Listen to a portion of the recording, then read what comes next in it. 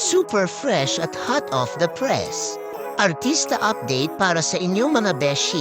Sobrang jam-packed talaga ang schedule ni Kim Chiu at Paolo Avellino. Lalo na pagdating sa kanilang endorsements. Ngayon nga ay blooming na blooming si Kimi dahil sa kanyang bagong produktong Face by Bloom. Na talaga namang nakakapagpa-radiant ng kanyang skin at confidence. Naipakita nga sa Showtime, may bago siyang endorsement na Tide. At sabi nga ng fan, kaya pala naka-orange ka, Chanite Princess, magpapalit na kami ng sabon from brand X to Tide.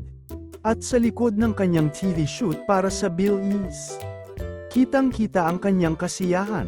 Talaga namang mapapasmile ka na lang din sa kanyang behind-the-scenes moments.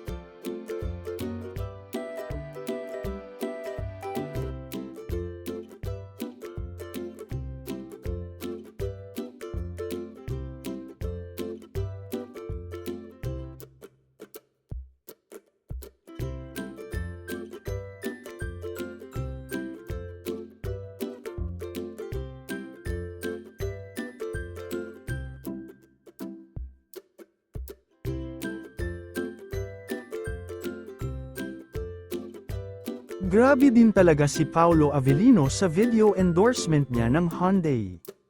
Ang poging-pogi talaga ng Hyundai Tucson niya at syempre pati si Pao. Napakomento tuloy ang mga fans ng, "Lord, kaya mo naman palang gumawa ng ganito kagwapo. Sana triplets pati aso namin.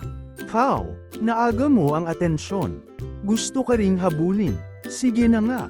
Hyundai Tucson na ang bibili namin na new car."